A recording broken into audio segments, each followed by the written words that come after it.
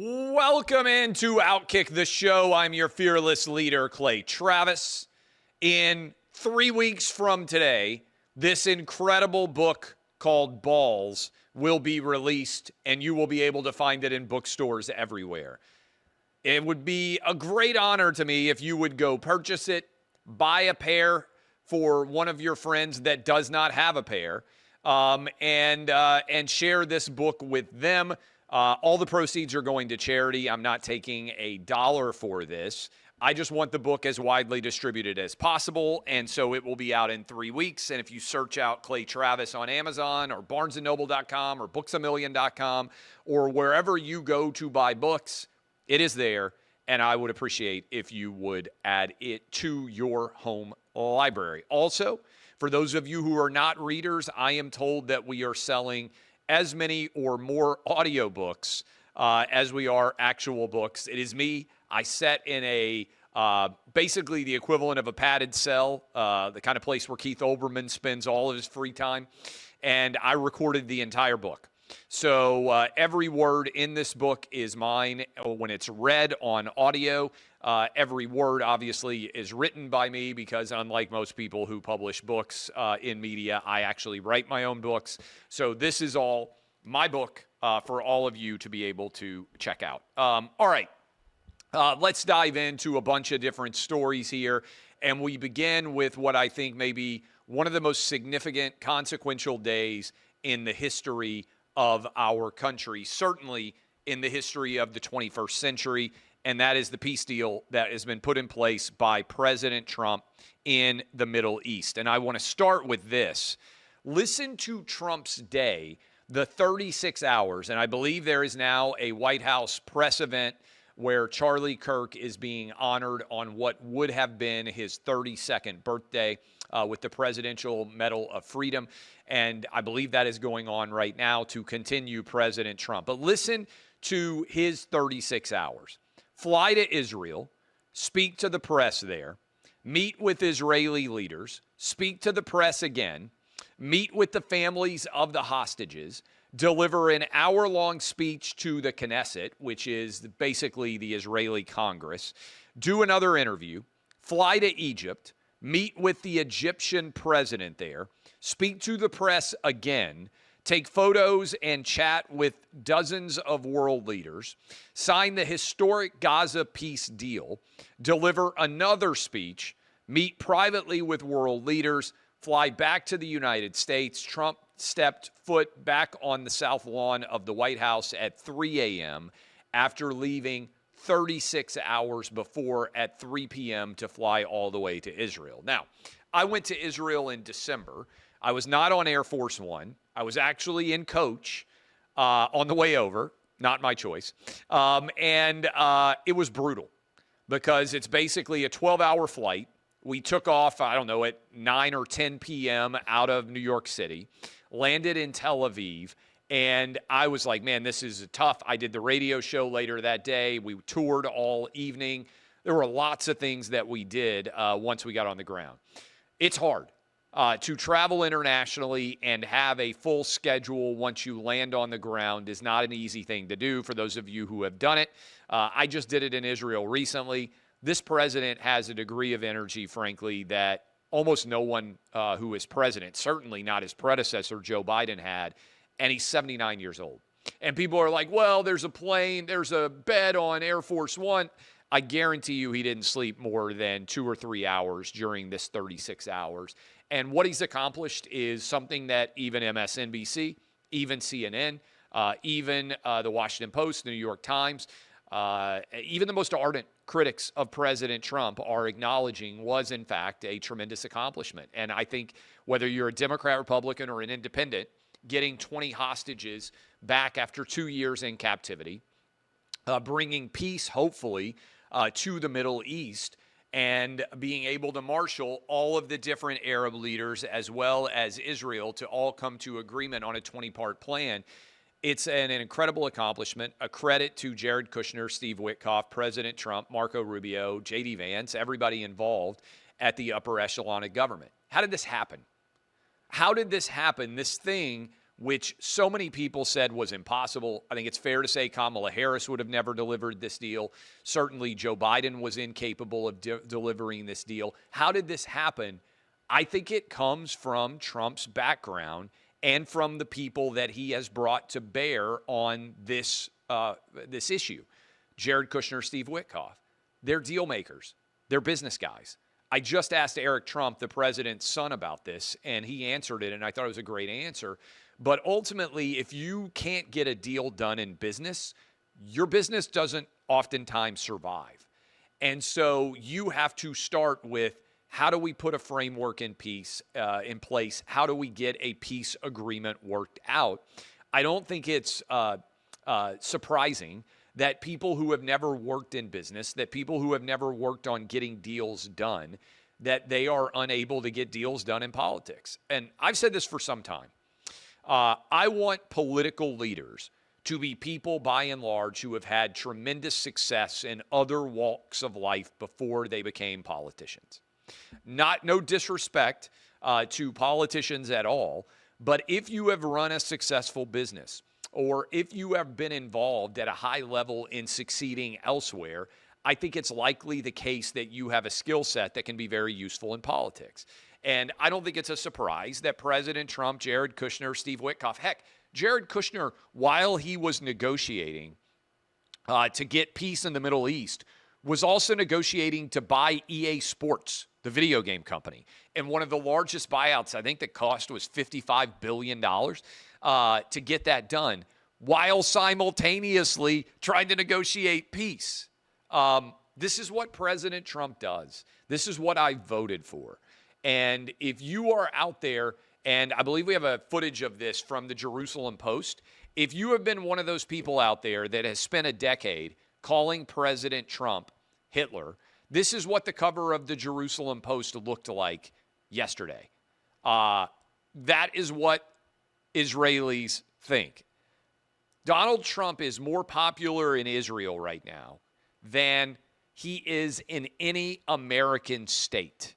Wyoming, Alabama, West Virginia, Tennessee, where I live, the states that Trump won by the most in this country, 70-30 style Trump states. He's actually more popular than that in Israel. And so for everybody out there who has spent a decade telling us that Trump is Hitler, that Trump supporters are Nazis, how do you square that with Trump being the most popular president in Israel in any of our lives? And let me just ask you this question. Where are all of the ceasefire now celebrations?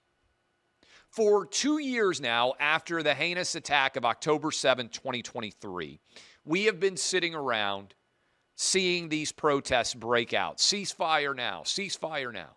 They've taken over college campuses. They've taken over American cities for these protests. Now that there's a ceasefire, why are they not celebrating? If you had been arguing for something for 2 years, the Jewish people of Israel, have been saying, please free our hostages. Hostages get freed. Those 20 Israeli hostages came back yesterday. It was amazing to see. And all of Israel celebrated because what they had been asking for, just give us our people back, it finally happened.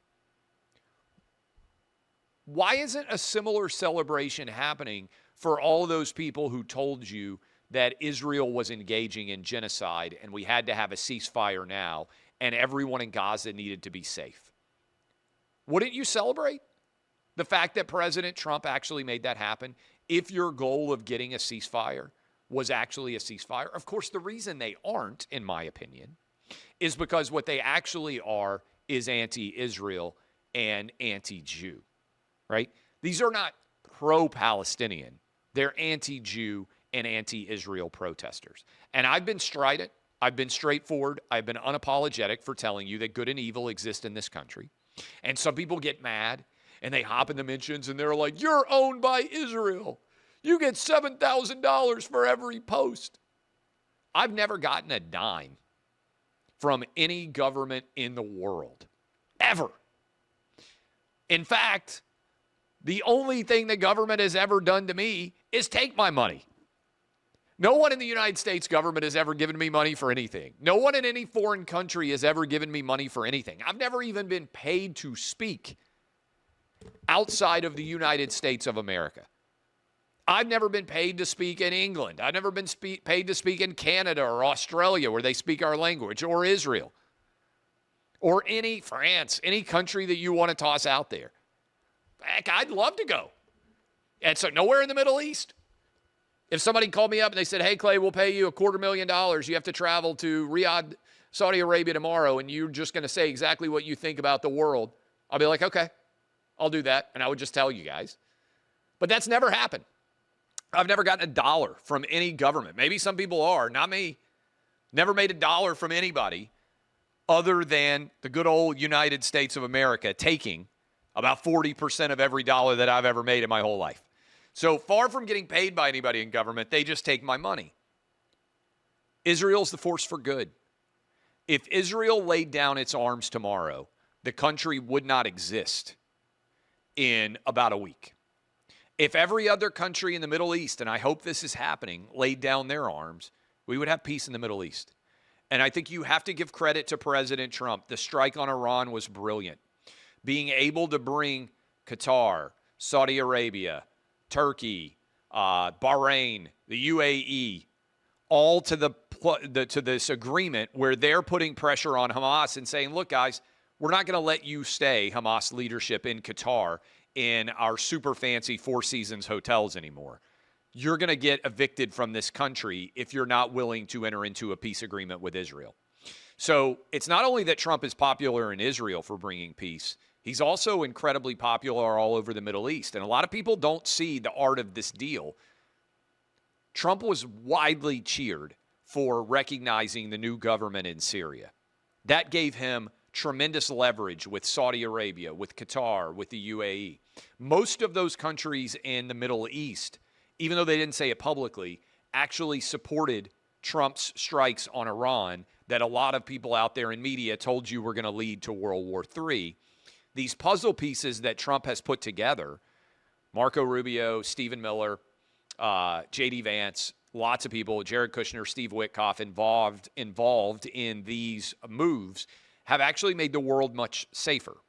And for those of us out there who have been arguing for some time, far from Trump being Hitler or far from Trump being some sort of Nazi 2.0 figure, he's actually a peace president.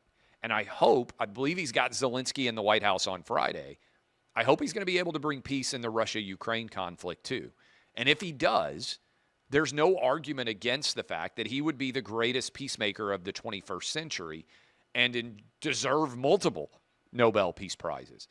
So again, I just think this is a moment where I hope a lot of you are celebrating and enjoying and having a great deal of appreciation for where we are and what has been achieved. Okay, that is a serious analysis of a serious story. Let's have some fun with this. I don't know if we have Alyssa Farah Griffin. She worked in the Trump White House 1.0. She went on The View back in December, and she said, hey, guys, if Trump gets the hostages back, I will wear a MAGA hat live on The View to celebrate the return of those hostages. Here is that clip. And President Trump has now weighed in on it. Let's watch Alyssa. My point when I say I'm not going to be apocalyptic, it's not changing a tune. It's not making every single thing a 5-alarm fire. Yeah. If he does good, if he gets the Israeli hostages out, I promise I will wear a MAGA hat for one day on the show and say, thank you for doing it. Yeah. She'll knock it right off my head. But like you have to be able to cheer for wins when they happen and then call out relentlessly the wrongdoing. Well, okay, a bet is a bet. She should do this. Like, I don't know if I would have, if I had gone on Clay and Buck, I didn't do it. But if I had said, hey, if Joe Biden gets the hostages back, I'll do a Clay and Buck show wearing a Biden hat, I would have 100% come on the air and done it. Do any of you doubt that? A bet is a bet. President Trump has weighed in on this now and said, hey, I know Alyssa. She wrote me a beautiful letter. She was a big fan. And then after January 6th, she decided she had to distance herself. She should do this. And it's a no-brainer. And if I were her agent or I were her advisor, I would say, hey, Alyssa, put the hat on and own it. Buck just floated a really good idea on the radio show. For those of you out there that are not listeners, he said Trump should offer immunity to any media members in the wake of the first 10 months of his administration who had been critical of him to come back and rejoin the fold. I think that's a great idea. I don't know how many people would actually take him up on it, but I think there are many people out there that are looking at Trump 2.0 and they're saying, wait a minute, maybe I was completely wrong about this guy. And certainly he's already won the election, the popular vote, and he won all 7 swing states, and all 50 states moved in his direction. So there's a lot of positive momentum in his movement. But to me, this is like a kind of a no-brainer. I think he should offer immunity. I mean, J.D. Vance said bad things about him in the past. Now he's a VP. Marco Rubio and he went toe-to-toe. The one thing that I don't think Trump gets enough credit for is he's not a grudge guy. Lots of politicians, they marinate in grudges. They stew over them. They constantly remember what somebody said about them in the past. Trump is willing to forgive and forget. And I think it's one of his great strengths as it pertains to media. And I would just suggest that, to me, this should and needs to happen going forward. A couple of other things. CNN has a story up where they say that, unfortunately, the male gaze has returned. And this is so ridiculous. But I want to tie all these in, and I think we have a series of graphics. First of all, I owe a large percentage of my career to just being able to talk to men. I say what 95% of men say in private. I just say it publicly, okay? So hot chicks never lost their popularity with men. In fact, I would argue Instagram has made hot chicks hotter and more valuable than beauty has ever been probably in the history of the world. Maybe going all the way back to Helen of Troy when they fought the war over Helen being kidnapped by Agamemnon. I think I'm getting this right. And then was it Achilles who was married? It's probably not a fact check that you were expecting. Who was married to Helen? I believe was it Agamemnon who was on the side that Helen was kidnapped? I can't remember exactly. I apologize.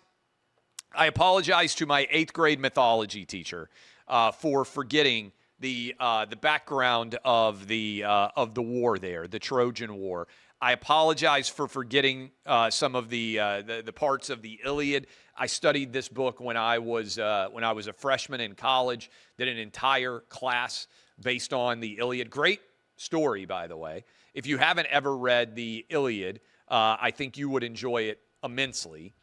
Achilles and Hector were attempting. Hector was one of the top soldiers, if I remember correctly, inside of Troy. And I think Agamemnon was actually the king who brought the soldiers. Was it Priam who stole away Helen back in the day? This is a fact check that I'm going to try to remember. Paris, Prince of Troy, was the one who stole Helen, all right? He was Hector's younger brother. And I believe it was King Agamemnon that brought everybody together and said, hey, we got to go get my girl back. And eventually he did. But all the way back to Helen of Troy, whose beauty was such that it would unleash entire warfare. Trojan horse, maybe not a smart move, by the way. Do you really think they just built a big horse and gave it to you as a gift? This is it should have been an unsuccessful ploy. But they're trying to say, oh, men don't like attractive women anymore. And I got a couple of graphics here that, first of all, is a lie. They tried to start saying, oh, we want to put fat chicks in spandex, and that's going to sell things. And instead of beautiful models in Victoria's Secret lingerie, let's put a bunch of fat androgynous chicks in there, and we'll put them in the mirror. Look, nobody wants to look uglier than they are, all right? Take it from an ugly guy. I never sit and look at myself and say, hey, you know what? I wish I was fatter and uglier than I actually am. I'm going to buy this new shirt because it makes me fatter and uglier than I otherwise am. Everybody wants to look better than they actually do.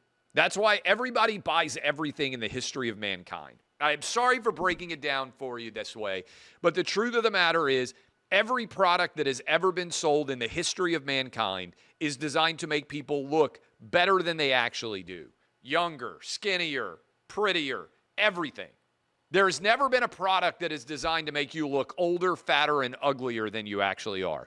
And any product that has tried to be sold in that way is going to fail, okay? So I'm sorry, that's marketing 101. Everybody wants to look younger, skinnier, and more attractive than they actually are, okay? Trans stuff is the opposite of that. Everyone that is trying to sell you on this trans craziness, no one looks better by and large, pretending to be a gender that they are actually not. That is just the reality. And this trans thing kind of got super popular. Do we have the graphic of collapsing trans support? They tried to be like, everybody's going to be trans, and you don't have to pick your gender. You can just pick it. And finally, the young people of America are like, yeah, no, this is stupid. And it's kind of like an arc of wokeness in general. And guess what's happening?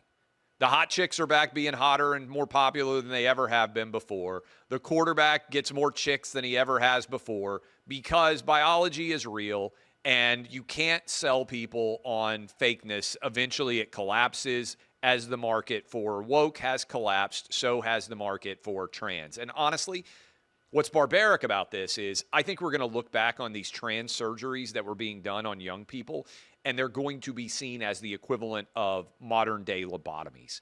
I think some of these doctors need to be in prison. I think they should be bankrupted. That is my personal opinion. All right. And if you question whether beauty has always been paramount, I'm not going to lie, this rocked my world. Somebody took a side-by-side of Hillary Clinton and Sydney Sweeney, and I'm sorry, maybe Bill Clinton was on to something. I'm just saying, young Hillary Clinton, yes, that's only a headshot. I don't know if she had the assets of Sydney Sweeney, but I got to say, maybe Bill Clinton knew, maybe he knew what he was looking at.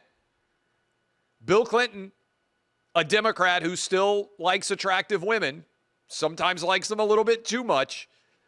Maybe he knew what he was doing when he shacked up with Hillary back in the day. Maybe she was, in fact, a young Sydney Sweeney. You know who's a fan of Sydney Sweeney? Bill Clinton. Bill Clinton 100% knows who Sydney Sweeney is and loves her boobs. I am telling you, there are some Democrats that still have functional penises. I think Bill Clinton would be one. Okay. Easy segue. Bill Clinton, Arkansas Razorback fan. I guarantee that he is interested in who the next Arkansas Razorback head coach will be. And I bet he has noticed that SEC football this year has an incredible amount of parity. I believe this is from Peter Burns at the SEC Network. You might have to zoom in a bit. Basically, it is, if I remember correctly, in 2020, there was an average margin in SEC football games of 18.8 points per game. It has now dropped, I think, to 10.7 in this year. Essentially, in 5 years, the average margin of victory here has dropped by nearly in half. Why is that happening? I think it's NIL.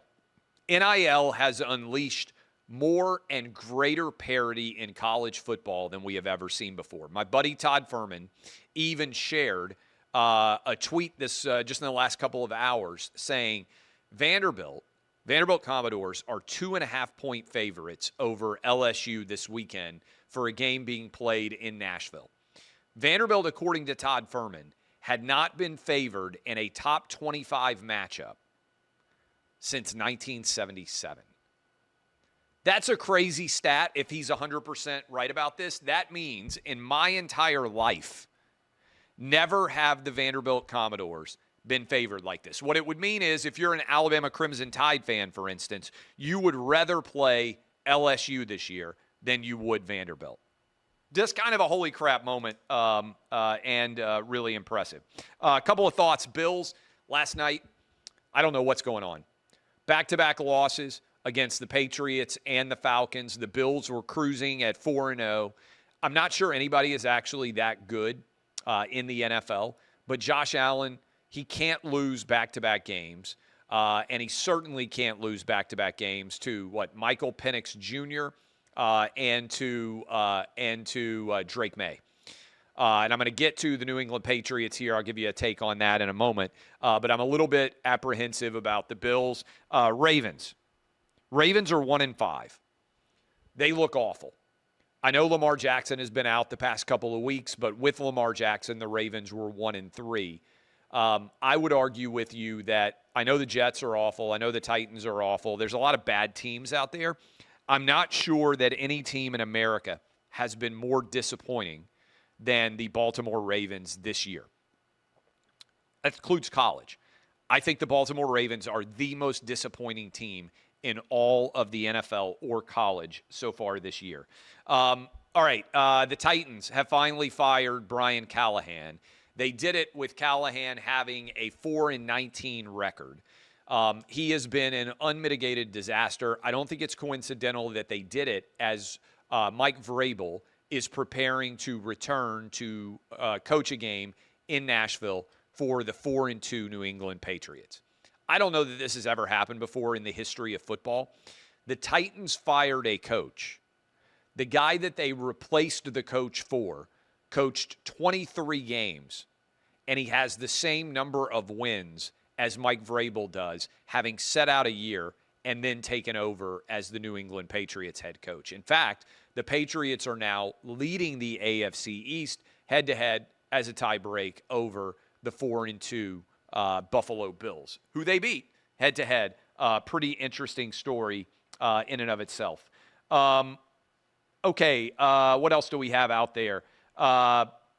Lindsey Halligan, big time. I'm going to talk about this tomorrow. Got indictments against James Comey, Letitia James, both. 36 years old, according to the the Wall Street Journal. She has been doing these grand jury proceedings by herself, never having worked as a prosecutor before in her life. She now has gotten an indictment against James Comey, and she now has gotten an indictment against Letitia James. I am dressed up, by the way, nicely because I'm about to do our OutKick show, which airs at 6 p.m. Eastern every single Wednesday all season long. And I want to make sure that all of you know, again, I'm not the kind of guy to brag or draw attention to myself, but we won again with PrizePicks. We hit on all the PrizePicks picks, nearly won a 5-1. I'm going to give you a PrizePicks pick on Thursday. We are 4-2 straight up with PrizePicks. That's pretty incredible because every week we have tripled, quadrupled, nearly quintupled what we have asked you to put down. So I would have been happy, frankly, with those odds. I would have been happy to win 4 in the entire season. We've won 4 in 6 weeks. If you have not already downloaded the app, if you have not already signed up, if you have not been playing along, then you need to go to PrizePicks.com or download the PrizePicks app and use code OutKick. And when you play $5, you get $50 automatically deposited into your account. You can play in California. You can play in Texas. You can play in Georgia. 40-plus states nationwide. Use code OutKick and you will be hooked up and good to go. Get hooked up now at PrizePicks.com, code OutKick. You can play all over the nation. You're going to be glad that you did it, and you should know it's good to be right. It's especially good to be right when I'm right and everybody out there is able to see just how right I am. By the way, my buddy Kirk Herbstreit had a take on the Titans where he shared all of the different ridiculousness that the Titans have fired and been replacing. I mean, look at all this chaos that is out there from the Tennessee Titans. This is a broken franchise. And if I were giving them advice at all, it would be you got a brand new stadium starting in 2027. You have to unbreak all of this. And the only way you can unbreak all of this is find one good person. Maybe it's the current GM. Maybe it's the current president. And give them authority and actually go hire someone and let them not be totally incompetent. Brian Callahan was totally incompetent. But a guy like Dan Campbell started off very weak. They gave him space to be able to run a franchise. All of that needs to happen going forward in order to end up with more success. All right, I'm going to do the OutKick show now. It'll be up tomorrow on FS1 every single Wednesday, 6 p.m. Eastern. Also, we will be doing tomorrow the Kelly Stewart and me, the Fade, and also I'll be doing an OutKick show for all of you. In the meantime, 3 weeks from today, Balls is out. Go buy it, please. It would be much appreciated. All of the proceeds are going to charity. DBAP, unless you need to SBAP. I'm Clay Travis, and this has been OutKick, the show.